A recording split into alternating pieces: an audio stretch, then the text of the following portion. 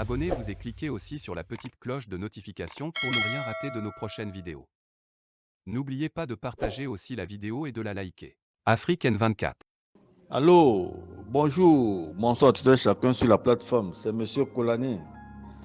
J'ai voulu ce matin m'adresser au ministre de la Sécurité du Togo, le général Damran Yark. Je vais parler à lui. C'est par rapport à la sortie du citoyen togolais appelé Naboujan Nabourema. Si j'ai bonne mémoire, c'est lui le porte-parole de la DMK, la dynamique Monsoyon Podjro. On l'a reçu sur une chaîne appelée Tempo Africa, où il a cité pêle-mêle des noms de certains officiers, sous-officiers des forces de sécurité du Togo. Donc, il est la peine aujourd'hui, comme je le dis souvent à l'heure de la lumière, que les individus répondent. Nous avons souvent confondu à l'époque, quand les actes se présentent, ou bien quand il y a des problèmes, on indexe le chef de l'État, ou bien le ministre, ou bien le directeur de la société. Or, c'est les individus qui prennent des ailes pour poser ces genres d'actes. Mais de la lumière, nous n'allons pas encore négliger ces genres de choses, mais plutôt agir pour qu'on interpelle les uns les autres, pour qu'ils répondent. Qu'est-ce que je veux dire par ici? Notre citoyen Nabouja, qu'on a reçu sur Tempo Africa. Nabouja, c'est un citoyen togolais, je pense, si j'ai bonne mémoire, il est le porte-parole de la dynamique Monsoyon Podjro, qui a été reçu sur Tempo Africa. Il a cité le nom pêle-mêle des gens. Mais je l'avais cité sur certains audios aussi, où il nous disait, quand on les avait arrêtés dans les affaires des incendies des marchés de Kara et de Lomé, et il faisait partie du CSC collectif Sauvons le Togo. Il a dit dans ses audios que le sous-brigadier Tcharier lui disait qu'ils vont tuer tous les opposants togolais. Il sort de là, quand il a été arrêté, il a parlé de certains commandants Samparapa et du lieutenant Thiem qui les ont arrêtés. Après leurs interviews, avec toutes les enquêtes qu'ils ont fait, ils ont vu qu'ils n'étaient pour rien. Mais pourtant, ils ont demandé qu'ils vont appeler leur hiérarchique, le ministre. Si j'ai bonne mémoire, le ministre à l'époque, c'était le général Damran Yark. Peut-être à l'époque colonel, aujourd'hui il est général. Donc j'ai voulu que le général nous dise si réellement ils l'ont appelé et c'est lui qui a demandé qu'on les garde.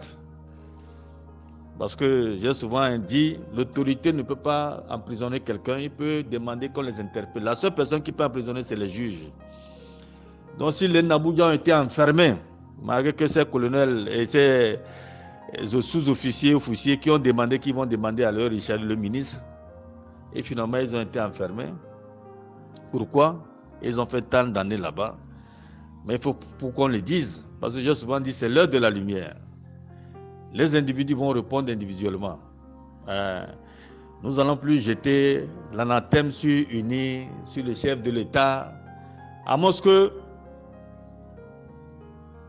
le commandant Samparapa, ou bien le brigadier Tcharier, ou bien voir le lieutenant Thiem, ou bien le ministre lui-même nous disent que c'est Fort Ressources Zimna Nyasingbe qui les a demandé de poser cet acte.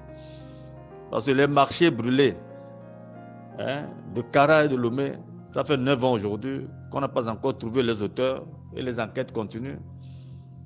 Il est temps quand même, l'heure de la lumière, pour qu'on sache qui est qui. Donc je suis rentré en ligne, c'est parce que sur Tempo Africa qu'on a reçu le citoyen Nabouja, cela veut dire le monde entier nous a écoutés. On ne peut pas vivre dans une république et que ces actes se posent, qu'on ne peut pas chercher ceux qu'ils ont posés. Cela veut dire les autres sont qui? Demain, ça doit encore continuer.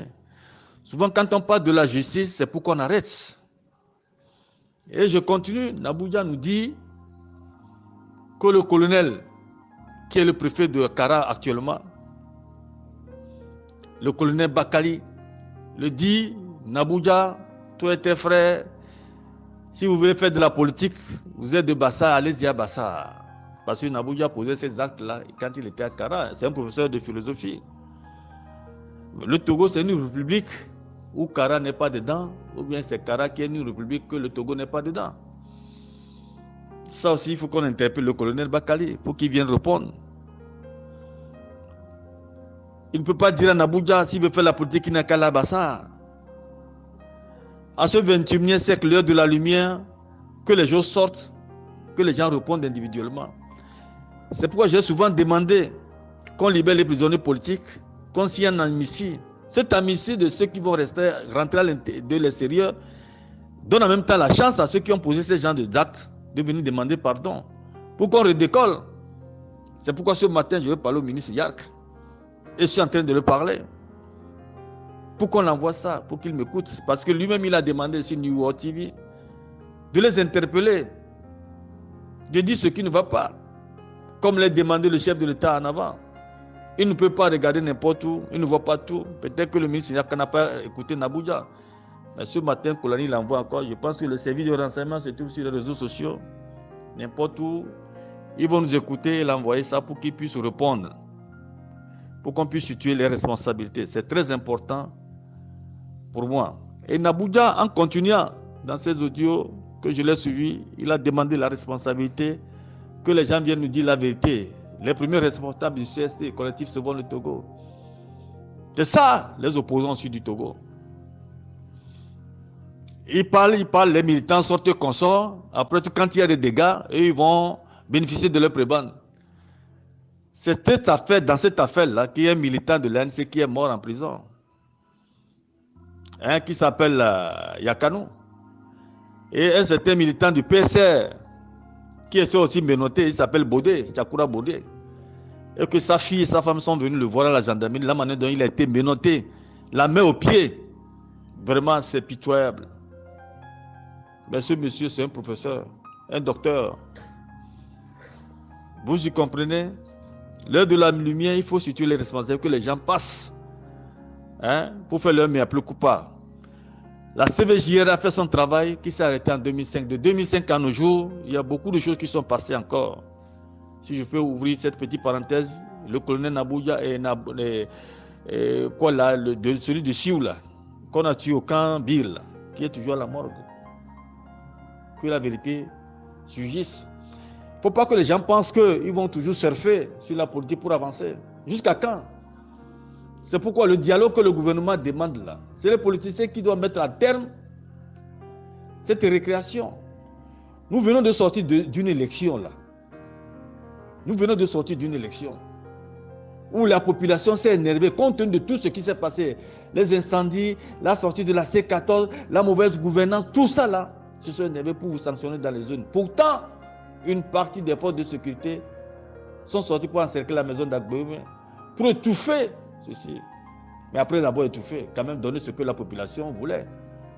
La transparence dans la gouvernance, la libération des prisonniers politiques, signer une amnistie, que ceux qui sont à l'extérieur comme ceux qui sont à l'intérieur, pour qu'on fasse le grand pardon, comme le disait le feu Edem Kodjo, le grand pardon. Donc ce matin, je n'ai pas grand-chose à dire, c'est M. Kolani, que de nous rappeler que les responsabilités s'assument. Les actes posés s'assument. Que ce soit les passés, qu'on soit quand on nous rattrape, on va les assumer. Donc je n'ai pas grand-chose à dire ce matin que d'encore interpeller le ministre Yark.